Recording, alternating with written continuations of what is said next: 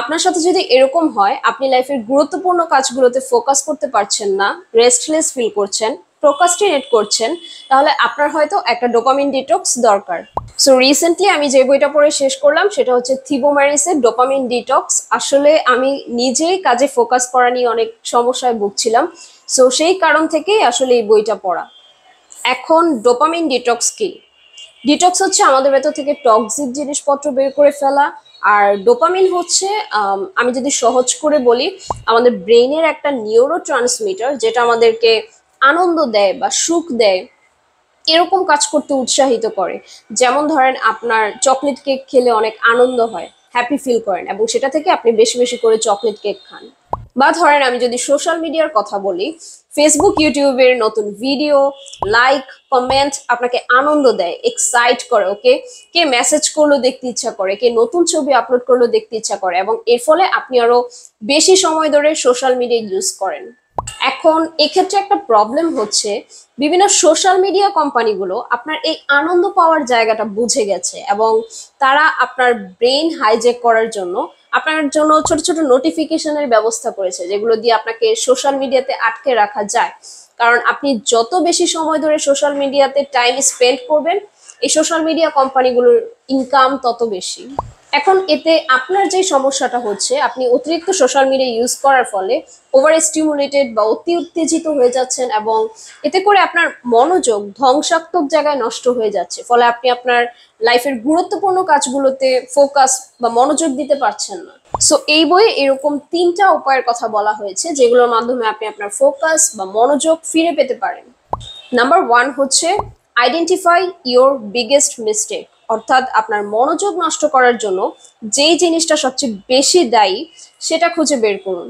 For instance, আমার জন্য আমার মোবাইল ফোন হচ্ছে সবচেয়ে বড় distraction. If I start watching YouTube videos in the morning, I can spend like hours watching them. Okay, অন্য কারোর জন্য এটা হতে পারে মেসেঞ্জারে যাওয়া and entering into a long conversation with your friends etcetera. By the way, আমার mobile phone ছাড়া একটা বড় ডিস্ট্রাকশন হচ্ছে ফুড ক্রেভিংস।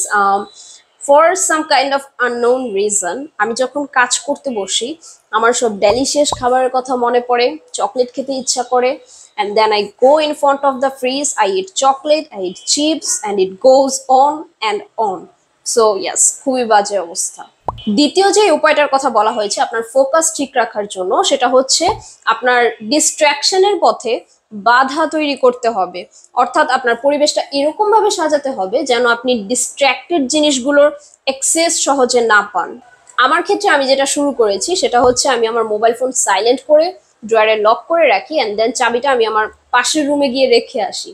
সো আমার যখন মোবাইল ফোন ইউজ করার কথা মনে পড়ে, আমি পাশের রুমে যাব, চাবি নিব, ড্রয়ার খুলবো, and then mobile phone use করব। Oh my god, that's a lot of work, and I'm too lazy to go to another room just to use my phone. এছাড়া আমার স্ন্যাক্স ক্র্যাভিংস দূর করার জন্য আমি রিসেন্টলি বাসায় snacks কম আনা try করি। সো আমার ক্র্যাভিংস হলো আসলে খাওয়ার কোনো উপায় নেই। অ্যান্ড থার্ড যে ওয়েটার কথা বলা হয়েছে আপনার মনোযোগ ঠিক রাখার জন্য, সেটা হচ্ছে সকালবেলা সব ইম্পর্টেন্ট অ্যান্ড কঠিন কাজগুলো করে ফেলা। কারণ দিন যত বাড়তে থাকে আমরা তত বেশি ডিস্ট্র্যাক্টেড হতে থাকি। এক্ষেত্রে লেখক আমাদের একটা মর্নিং রুটিন মেনটেন করার কথা বলেছেন, যেখানে আমরা সকালটা এমন সব কাজ দিয়ে শুরু করতে পারি যেন আমরা ওভার স্টিমুলেটেড হয়ে না যাই। ওকে, এগুলো হতে পারে মেডিটেশন করা, জার্নালিং করা, এক্সারসাইজ করা, রিল্যাক্সিং মিউজিক শোনা, বই পড়া ইত্যাদি। আমার ক্ষেত্রে আমি বই পড়া, ওয়ার্কআউট করা বা গাছ পরিচর্যা দিয়ে শুরু করতে পছন্দ করি। আসলে আমি একজন মর্নিং পারসন, সো সকাল আমার জন্য খুবই গুরুত্বপূর্ণ একটা সময়।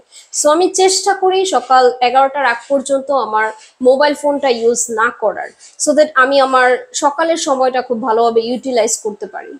সো আই থিঙ্ক আমরা আজকের আলোচনার একদম শেষ পর্যায়ে।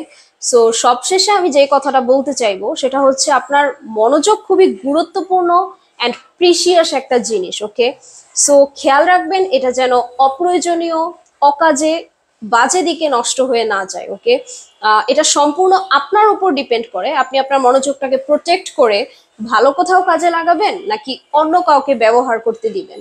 সো আপনার কাজে মনোযোগ দেয়া নিয়ে সমস্যা থাকলে আপনি ডোপামিন ডিটক্স বইটা পড়ে দেখতে পারেন।